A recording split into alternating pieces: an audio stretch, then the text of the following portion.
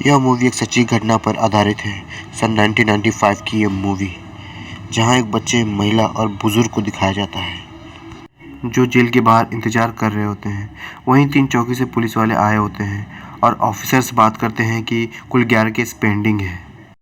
फिर एक ऑफिसर दिखाया जाता है जहां छोटी जाति के लोगों को उनका नाम और काम पूछकर अलग लाइन में खड़ा किया जा रहा था। वहीं बड़े जाति वाले को उनका नाम पूछ घर जाने को कहा गया। 3 चौकी के ऑफिसर्स अपने पेंडिंग केस को फिलअप करने के लिए उन छोटे जातियों को यूज़ करते हैं। आप देख सकते हैं किस तरह उन्हें लिया जा रहा है। बेचारी औरत और पिता उसे दोबारा जेल जाते देख बहुत दुखी होते हैं। अगला सीन एक गांव से स्टार्ट होता है। वहीं हमारे सेकंड मेन कैरेक्टर राजा कन्नू को दिखाया जाता है। वहीं हमारे लीड कैरेक्टर संगिनी को दिखाया जाता है, जो राजा कन्नू की वाइफ होती है, जो खेतों में चूहों को पकड़ रहे होते हैं, जिसकी वजह से फसल खराब होती है। सभी खेतों में चूहों को निकाल रहे होते हैं। ये रहे वो चूहे जो फसल को खराब करते हैं। यह हमारा सेकंड कैरेक्टर मूसा कुट्टी, जो राजा कन्नू का दोस्त होता है। थर्ड कैरेक्टर राजा कन्नू की बहन। ये सभी सांप पकड़ने की जाति से होते हैं। तभी राजा कन्नू और संगिनी को दिखाया जाता है, जो परिवार बढ़ाने की रोमांटिक बातें करते हैं। वहीं बारिश हो रही होती है और अगला सीन घर में दिखाया जाता है। राजा कन्नू अपनी बीवी से परिवार बनाने की बातें करता है, साथ ही एक पक्का घर बनाने का वादा करता है। बारिश होने के कारण घर का एक दीवार गिर जाता है और वो दोनों बहुत परेशान होते हैं। अगले सीन में सरपंच का घर दिखाया जाता है। कुछ पैसे और गहनों को भी दिखाया जाता है। वहीं सरपंच की वाइफ गहने पहनने लगती है, तभी कान का झुमका नीचे गिर जाता है। वो उठाने ही जाती है, तभी अचानक सांप आ जाता है। तभी सरपंच की ओर से राजा कन्नू को बुलाया जाता है, जो कि एक सांप पकड़ने वाला होता है। वो तैयार होकर सरपंच के घर निकल पड़ता है। राजा कन्नू सरपंच के घर पहुंचता है और सांप को ढूंढने लगता है। आप ये सीन याद रखना, सारे गहने और तिजोरी खुले हुए हैं। वहीं उसे सोने का झुमका मिलता है। तभी सरपंच अपनी बीवी से कहता है, गहने और तिजोरी को खुला क्यों छोड़ा। राजा कन्नू सांप को पकड़ लेता है और उसे सुरक्षित जगह छोड़ देता है। सरपंच के घर वाले सभी कहीं जा रहे होते हैं, तभी उनकी गाड़ी बंद पड़ जाती है और राजा कन्नू उनकी धक्का मारने में हेल्प करता है। अगले सीन में एक लेडी को दिखाया जाता है, जो एक टीचर होती है, साथ ही वह अच्छे स्वभाव की होती है। वो उन सभी को पढ़ाती है जिन्हें कोई भी नहीं पूछता। अगले सीन में सभी तहसील ऑफिस जाते हैं अपने एसटी सर्टिफिकेट के लिए, पर ऑफिसर मना कर देता है और उन सभी को भगा देता है और कलेक्टर ऑफिस में अर्जी देने के लिए भी कहता है। तभी अगले सीन में सभी मंदिर जाते हैं और सभी अच्छे मूड में होते हैं। तभी संगनी को चक्कर आने लगता है, तो वो बैठ जाती है और अपने पति को बुलाती है और उसे अपना परिवार बढ़ाने की बात करती है और खुशखबरी देती है, क्योंकि वो माँ बनने वाली होती है। यह बात सुनकर राजा कन्नू खुशी से नाचने झूमने लगता है। सब अपनी ज़िंदगी अच्छे से खुशी से जी रहे थे। उनके बच्चे भी स्कूल जाके पढ़ाई करने लगे थे। ज़िंदगी में पैसा किसको नहीं चाहिए, इसलिए पैसा कमाने के लिए राजा कन्नू ईंट भट्टी में काम करने के लिए जाता है। अगले सीन में सरपंच के घर चोरी हो जाता है और पुलिस वाले छानबीन के लिए आते हैं। आपको ये सीन याद है ना? यहाँ पे तिजोरी और गहने खुले हुए थे, सबके सब चोरी हो जाता है। इस ऑफिसर को अच्छे से याद रखना। इस चोरी का सारा इल्ज़ाम राजा कन्नू के ऊपर डाल दिया जाता है। सरपंच पुलिस के ऊपर दबाव डालता है चोर को पकड़ने के लिए। सरपंच का दबाव होने की वजह से पुलिस वाले रात को राजा कन्नू के घर जाते हैं और संगिनी से पूछताछ करते हैं। राजा कन्नू तो काम करने के लिए बाहर गया होता है। तभी पुलिस इंस्पेक्टर संगिनी को ज़बरदस्ती थाना ले जाते हैं, यह जानते हुए भी कि वो प्रेग्नेंट है। कहानी एक अलग ही मोड़ पर आ चुकी है। तभी हमारे मेन कैरेक्टर को दिखाया जाता है, जिनका नाम चंद्रू होता है। जहाँ सभी हड़ताल पे होते हैं, चंद्रू की पुलिस वालों से अच्छी नहीं बनती है, जबकि वो पेशे से वकील होते हैं। शुरुआती सीन में एक औरत और एक पिता को दिखाया जाता है। उन्हीं का केस मिस्टर चंद्रू लिए होते हैं। क्योंकि वो गरीब होते हैं, इसलिए उनका केस लड़ने के लिए मिस्टर चंद्रू हड़ताल छोड़कर उनका केस लड़ने के लिए जाते हैं। यह भी एक कैरेक्टर है जो हर समय ओम नमः शिवाय बोलता है। यह एक कैरेक्टर है जो चंद्रू का ओपोनेंट होता है। चंद्रू यह केस आसानी से जीत जाता है। अगले सीन में जब चंद्रू हड़ताल कर रहा होता है, तब संगिनी और टीचर को दिखाया जाता है, जो चंद्रू से मिलने के लिए आई होती हैं। चंद्रू जो भी केस स्टडी करता है उसे रिकॉर्ड करता है। तभी संगिनी अपने ऊपर हुए अत्याचार चंद्रू को बताती है। स्टोरी फिर से शुरू होती है, जहां पुलिस वाले संगिनी को बेरहमी से उठा के ले जाते हैं। पुलिस वाले राजा कन्नू के पड़ोसी भाई को भी उठा ले जाते हैं। आप देख सकते हैं किस तरह उन पे अत्याचार कर रहे हैं। प्रेग्नेंट औरत पे भी रहम नहीं। वहीं सीनियर ऑफिसर का दबाव होने के कारण इंस्पेक्टर उनके ऊपर मारपीट पे उतर आता है, बेरहमी से पीटता है और राजा कन्नू के बारे में पूछने लगता है। फिर इंस्पेक्टर राजा कन्नू के बहन को उठा कर लाने के लिए ऑर्डर देता है। फिर ऑफिसर्स राजा कन्नू के बहन के गांव पहुंचते हैं। मुझे बहुत गुस्सा आया जब मैंने ये सीन देखा, किस तरह पुलिस वाले राजा कन्नू की बहन को ले जाते हैं। राजा कन्नू के दोस्त मुसाकुट्टी को भी ले जाते हैं। मेरे रोंगटे खड़े हो गए जब मैंने ये सीन देखा, किस तरह ये बच्चा अपने पिता के लिए रो पड़ता है। इंस्पेक्टर मुसाकुट्टी और राजा कन्नू की बहन को भी बेरहमी से पीटता है। उनके पीटने की आवाज़ सुन संगिनी खाना तक नहीं खा पाती। फिर वही अगले सीन में राजा कन्नू को भी पकड़ लिया जाता है। राजा कन्नू बार बार बोलता रहा कि हमने कोई गहने नहीं चुराए, कोई चोरी नहीं की, पर पुलिस वाले मानने को तैयार नहीं थे।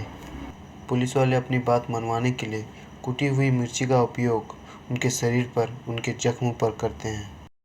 तभी एक ऑफिसर अपने पावर का गलत इस्तेमाल करने के लिए लॉकअप के अंदर आता है और राजा कन्नू की बहन के साथ मिसबिहेव करता है।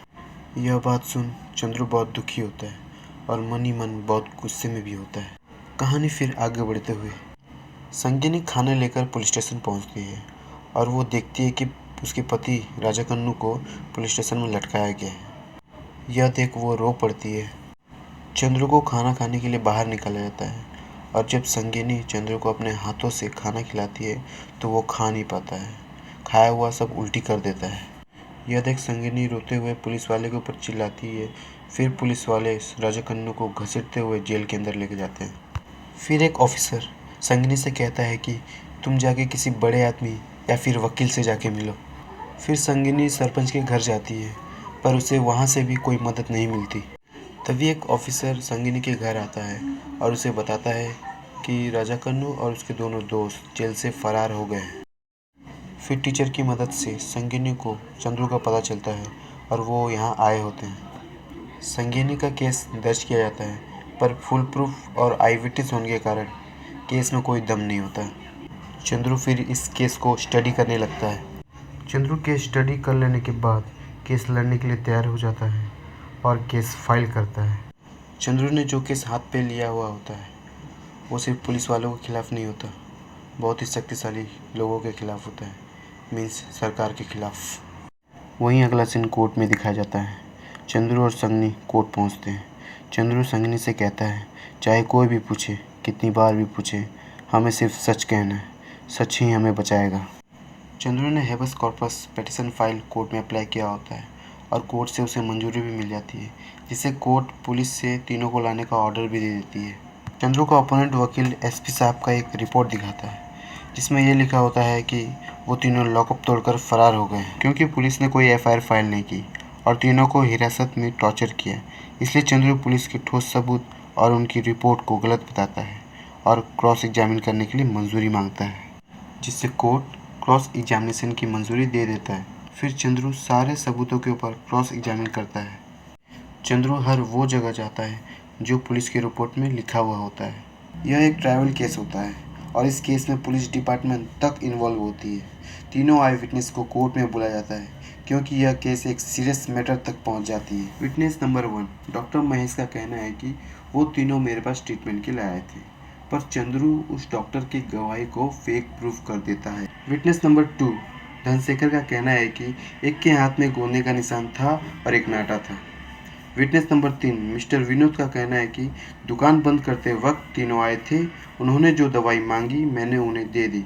कोर्ट मिस्टर चंद्रू से क्रॉस क्वेश्चन करने के लिए पूछता है, पर चंद्रू के पास कोई क्वेश्चंस नहीं होते क्योंकि वो कुछ सोच रहा होता है। इसी बात का फ़ायदा उठाते हुए ओपोनेंट वकील कोर्ट को केस डिसमिस करने के लिए कहता है क्योंकि चंद्रू गवाह को गलत साबित नहीं कर पाता है। यह बात सुनकर पुलिस वाले खुश होते हैं, पर रुको ज़रा, हमारे हीरो की एंट्री बाकी है। चंद्रू इंस्पेक्टर बागसीप से बातचीत करने के लिए कोर्ट से रिक्वेस्ट मांगता है और उसे मिल जाती है। तभी कोर्ट में कुछ समय के लिए ब्रेक होता है। उसी ब्रेक में इंस्पेक्टर बागसीप उस रिपोर्ट को रटने लगता है और यह चीज़ चंद्रू देख लेता है। इंस्पेक्टर बागसीप से चंद्रू पूछता है कि यह रिपोर्ट आपने बनाई है? तभी इंस्पेक्टर नींद से जगा के पूछेंगे तो भी सब कुछ बता दूंगा। फिर चंद्रू इंस्पेक्टर से पूछता है कि थाने से मेडिकल स्टोर कितनी दूरी पर है, मेडिकल से डॉक्टर महेश का क्लिनिक कितनी दूरी पर है और क्लिनिक पुलिस स्टेशन के किस तरफ है। चंद्रू द्वारा किया गया सवाल का जवाब इंस्पेक्टर के पास नहीं होता, जिससे चंद्रू प्रूफ कर देता है कि यह रिपोर्ट इंस्पेक्टर बागसी ने नहीं बनाई और पुलिस द्वारा दिया गया यह रिपोर्ट गलत है। फिर यह केस सरकार की तरफ से सीनियर वकील को दिया जाता है, जो चंद्रू का अपोनेंट होता है। अगले सीन में सरपंच संगिनी को केस वापस लेने के लिए धमकी देता है। तभी संगिनी चंद्रू से बात करने के लिए टेलीफोन बूथ जाती है। वहीं पुलिस वाले आते हैं और संगिनी को केस वापस लेने के लिए धमकाते हैं। संगिनी के ना मानने पर पुलिस वाले उसकी बच्ची को उठा के ले जाते हैं। यह बात संगिनी चंद्रू को बता देती है, जिससे चंद्रू किसी तरह यह बात डीजीपी तक पहुंचा देता है। फिर डीजीपी पुलिस वालों को फ़ोन कर उन पर चिल्लाता है और संगिनी को सही सलामत घर पहुंचाने का ऑर्डर देता है। अगले सीन में सीनियर वकील को दिखाया जाता है। तभी सीनियर वकील एक अहम गवाह को कोर्ट में पेश करता है, जो राइस मिल का मालिक होता है, जिसके पास इरटप्पन काम करता था। राइस मिल के मालिक का कहना है कि जब वो घर जाने वाला था उसी वक्त इरटप्पन का कॉल आया था। ये बात चंद्रू को पता नहीं होती, पर संगिनी और टीचर को ये बात पता होती है। यह देख चंद्रू को बहुत बुरा लगता है और कोर्ट से क्रॉस एग्जामिन करने के लिए टाइम मांगता है। तभी अगले सीन में चंद्रू उनसे पूछता है कि यह बात मुझे क्यों नहीं बताई। टीचर ने यह बात बताने के लिए संगिनी को मना किया था। यह बात सुनकर चंद्रू केस छोड़ने की बात करता है और उन्हें जाने के लिए कहता है। तभी टीचर चंद्रू को गौर से बात सुनने के लिए कहती है और बोलती है कि इरटप्पन का कॉल करने का चांस ही नहीं है, क्योंकि उसे पढ़ने लिखने तक नहीं आता। एक बार जब टीचर इरटप्पन से नंबर पहचानने के लिए कहती है तो वो नंबर नहीं पहचान पाता, तो कॉल करने का सवाल ही नहीं है। फिर चंद्रू राइस मिल के मालिक का कॉल रिकॉर्ड्स निकालता है। फिर उसके कॉल रिकॉर्ड्स के सारे नंबरों पर चंद्रू एक एक करके फ़ोन करता है, ये जानने के लिए कि इरटप्पन का फ़ोन कहाँ से आया था। तभी एक नंबर ऐसा मिलता है जो केरला के एसटीडी बूथ से होता है। फिर सभी सच्चाई का पता लगाने केरला के लिए निकल पड़े। एसटीडी बूथ पहुंचने के बाद भी वहां के मालिक से कुछ पता नहीं चला, क्योंकि वहां कई लोग अक्सर आते जाते रहते थे। फिर वे आसपास के इलाकों में पूछताछ करने लगते हैं, पर उन्हें वहां भी सफलता नहीं मिलती। सभी निराश होकर उसी टेलीफोन बूथ दुकान के सामने आकर बैठ जाते हैं। संगिनी का रोना देख दुकान के मालिक को दया आ जाता है। तभी अगला सीन कोर्ट में दिखाया जाता है। चंद्रू टेलीफोन बूथ के मालिक का इंतजार कर रहा था, क्योंकि वह मुख्य गवाह होता है। एसटीडी बूथ का मालिक कोर्ट को बताता है कि उस दिन एसटीडी बूथ में एक साथ 3 आदमी घुस गया, और जब वो चेक करने जाता है तो एक ऑफिसर आकर उसे रोक लेता है और बताता है कि अंदर हमारे थानेदार हैं। तभी चंद्रू उस थानेदार को पहचानने के लिए कहता है, तो वो उन तीनों की ओर इशारा करता है। तभी एसपी गुरुमूर्ति को कटघरे में बुलाया जाता है। तभी चंद्रू एसपी से पूछता है, क्या उस दिन फ़ोन बूथ में आप थे? एसपी गुरुमूर्ति के पास बोलने के लिए कुछ नहीं होता। उसकी चुप्पी से यह साबित हो जाता है कि उस दिन फ़ोन बूथ में एसपी गुरुमूर्ति थे, जिसके कारण चंद्रू कोर्ट से कहता है कि यह केस नहीं, एक स्कैंडल है और इस केस को लोकल पुलिस के हाथों ना होकर सीबीआई को सौंप दिया जाए। कोर्ट चंद्रू की बात मान लेती है और चंद्रू के द्वारा दिए गए ऑफिसर आईजी पेरुमल स्वामी को यह केस हैंडल किया जाता है। यह केस इन्हें दिया गया जिनका नाम आईजी पेरुमल स्वामी है। फिर आईजी उन सभी लोगों से मिलते हैं जिनके ऊपर पुलिस वालों ने अत्याचार किया होता है। फिर सभी अपने ऊपर हुए अत्याचार बताते हैं। फिर आईजी संगिनी से और उसके घर वालों से मिलते हैं और उनके ऊपर बीती सारी बातें सुनते हैं। फिर आईजी साहब पुलिस स्टेशन पहुंचते हैं और पुलिस वालों की सारी बातें रिकॉर्ड करते हैं। आईजी साहब सरपंच के घर जाके इन्वेस्टिगेट करते हैं। उन्हें कहीं भी कोई सुराग नहीं मिलता। तभी आईजी साहब जिले के सारे जेल, सब जेल और स्पेशल जेल को छानबीन करने के लिए कहते हैं। अगले सीन में संगिनी को कैदियों को पहचानने के लिए जेल लिया जाता है। आखिरकार उन्हें एक सफलता मिलती है। उन्हें थिरुक्कनूर पुलिस स्टेशन पौंडीचेरी में एक सुराग मिलता है। उस सुराग की जांच करने के लिए वे उस ऑफिसर से मिलते हैं जिसने ये रिपोर्ट बनाई थी। ऑफिसर बताता है कि उसे ये बॉडी तमिलनाडु बॉर्डर पे मिली थी। फिर टीचर को क्राइम सीन्स की फ़ोटोज़ दिखाया जाता है बॉडी पहचानने के लिए। फ़ोटो देख टीचर की आंखों में आंसू आ जाता है, क्योंकि वो राजा कन्नू की फ़ोटो थी।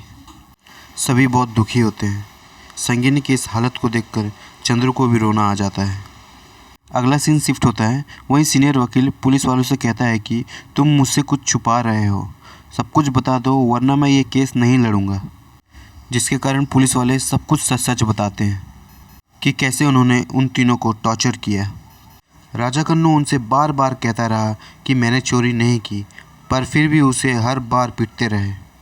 फिर बोले दर्द ना सहने के कारण लॉकअप में उसकी मौत हो जाती है, जिससे वो डर जाते हैं और एक वैन में उसकी बॉडी रखकर तमिलनाडु के बॉर्डर में छोड़ देते हैं और अफवाह फैला देते हैं कि वो तीनों लॉकअप तोड़कर भाग गए हैं।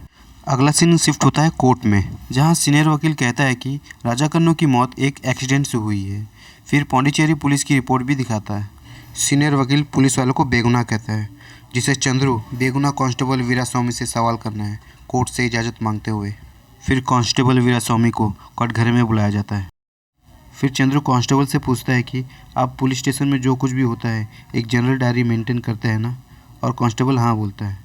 कांस्टेबल के डायरी को चंद्रू गलत साबित कर देता है, क्योंकि उसमें लिखी हुई हर एक बात गलत होती है। फिर चंद्रू कोर्ट से कुछ दिन की मोहलत मांगता है।